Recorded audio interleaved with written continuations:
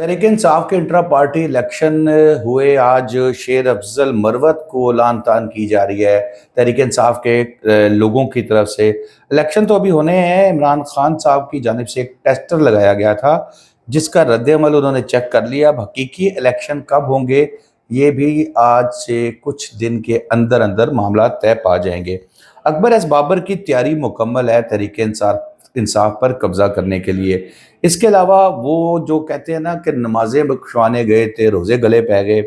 तहरीक इंसाफ के चेयरमैन इमरान खान साहब की जानिब से सुप्रीम कोर्ट को ख़त लिखा गया, तवक्को कुछ और की जा रही थी और लेने के देने पड़ गए। और यहाँ पर उसका जवाब जो है वो उनकी जानिब से सुप्रीम कोर्ट की जानिब से एक एलामिया जारी कर दिया गया है। उस पर बात करेंगे। साइफर का फैसला आने में चंद रोज़ रह गए हैं। असल बात यह है कि इतनी जल्दी क्यों है और किसको इतनी जल्दी है, इस पर बात करेंगे।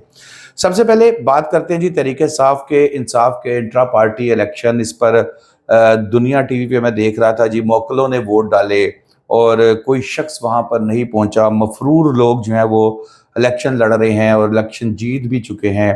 कागजात नामजदगी कहीं जमा नहीं कराए गए और कहीं वसूल नहीं किए गए, और ये कैसे इलेक्शन है।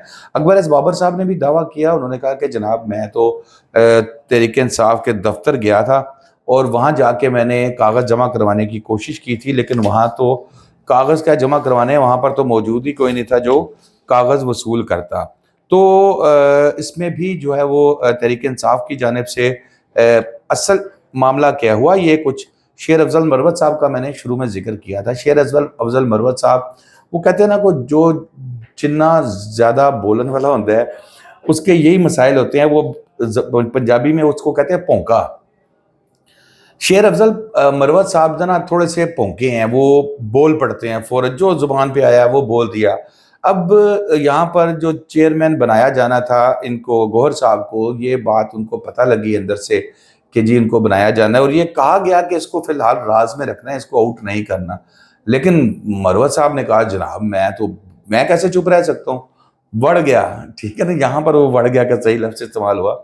मरवत साहब ने जनाब बाहर आके एक टीवी टॉक शो में ऐलान कर दिया कि वो तो गौहर साहब जो है वो उनको चेयरमैन बनाया जा रहा है। उसके बाद मजबूरन फिर नेक्स्ट डे अली जफर साहब को आके प्रेस कॉन्फ्रेंस करनी पड़ी। अदरवाइज प्लान ये था कि जी चुप करके ये इसी तरह इलेक्शन करवाए जाएंगे प्रॉपर तरीके से, कोई कागज़ वगैरह वसूल करके, ताकि किसी को पता भी ना लगे और हम इलेक्शन ले लें और हमारे पास नॉमिनेशन पेपर्स भी आए हों, हमारे पास तमाम दरखास्तें भी आई और हम उसको पूरा एक तय करें। लेकिन जब ये शोर मच गया, जैसे बताया कि वो अकबर एस बाबर साहब भी आज कागज़ लेके पहुंच गए थे मेरे कागज़ जमा कराओ, और उनके साथ उनके लोग भी मौजूद थे जो इतलात मिल रही हैं। तो इस सिचुएशन में तो ज़ाहिर है पार्टी के इलेक्शन बड़े मुश्किल हो जाते। तो प्लान ये बना था कि डेट का इस तरीके से अनाउंस मीडिया पे नहीं किया जाएगा, अपने लोगों को बताया जाएगा और किसी नामालूम मकाम पे कागज़ वसूल किए जाएंगे, और कागज़ वसूल करने के बाद प्रॉपर एक इलेक्शन की सूरत करवाई जाएगी। लेकिन जब मरवत साहब ने वाइस चेयरमैन का नाम बता दिया कि जी ये निगरान चेयरमैन होंगे, फिर इलेक्शन की डेट भी यानी देनी पड़ गई सारी।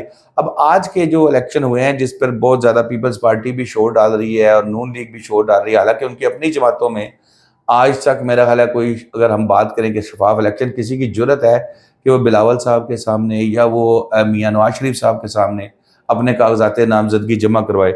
यहाँ तो वो शहबाज शरीफ साहब के सामने एक दफ़ा, हमजा शहबाज के सामने एक वो ट्रैवल बस सर्विस वाले ने जो है वो कागज़ जमा करवाने का सोचा था तो उसका अड्डा बंद कर दिया गया था। तो यहाँ पर इतनी जुर्रत कैसे हो सकती है? तो फिर अब उनकी तरफ से ये इतराज़ करना, ये तो एक बड़ी अजीब सी बात लगती है कि वो जी पार्टी इलेक्शन ठीक नहीं हुए, ये नहीं हुए, वो नहीं हुए। लेकिन बहरहाल इंपॉर्टेंट चीज़ ये है कि प्लान जो मैंने आपको बताया है कि वो यही था कि इलेक्शन की डेट इस तरीके से अनाउंस की जाएगी कि इन हाउस ही, और लोगों को बुलाया जाएगा, उनसे वोटिंग करवाई जाएगी और बात मामलात वो डॉक्यूमेंट्स दे दिए जाएंगे। लेकिन सब कुछ उलट पुलट कर दिया गया। दूसरी खबर है जी वो जिस पे कहते हैं कि नमाजें बख्शवाने गए, रोज़े गले पड़ गए। सुप्रीम कोर्ट को ख़त लिखा था इमरान खान साहब ने, और तवक्को ये की जा रही थी कि जनाब ये ख़त जब जाएगा तो उसके ऊपर आज खुद नोटिस भी लिया जाएगा और वो घोड़े पे सवार होके आएंगे और सबको रेस्क्यू करके ले जाएंगे। लेकिन उससे उलट गया सब कुछ, दो टोक जवाब दे दिया गया سپریم کورٹ کی جانب سے قاضی فائز عیسیٰ صاحب کی جانب سے کہا گیا ہے جی کہ یہ یکم دسمبر کو ایک خط موصول ہوا، ایک درخواست موصول ہوئی، دستاویزات جو ہے تیار کرنے والے وکیل کا نام اور رابطے کی تفصیلات نہیں دی گئی تھی۔ پھر یہ کہتے ہیں کہ لفافے کے مطابق دستاویزات انتظار حسین پنجوتا نامی شخص نے جو ہے وکیل ہیں انہوں نے کوریئر کروائی تھی۔ دستاویزات بظاہر ایک سیاسی جماعت کی جانب سے بھیجی گئی، جماعت کی اچھی نمائندگی وکلا کرتے رہے ہیں سپریم کورٹ میں۔ پھر یہ بھی کہا گیا کہ یہ بات حیران کن ہے کہ بغیر لفافہ کھلے بند لفافے کو جو ہے وہ سیل بند لفافہ موصول ہوا اور اس کی جو دستاویزات ہے وہ پہلے ہی میڈیا پر کیسے جاری کر دی گئی۔ اس پہ مجھے قاضی فائز عیسیٰ صاحب کا ایک خط یاد آ گیا جس کے بارے میں اس وقت کی سپریم کورٹ کے چیف جسٹس کی طرف سے بھی اعتراض کیا گیا تھا کہ جی قاضی صاحب خط ہمیں لکھتے ہیں، میڈیا کے پاس پہلے چلے جاتے ہیں، تو اس کا مطلب یہ ہے کہ میڈیا کے پاس آنا زیادہ بہتر سمجھتے ہیں لوگ۔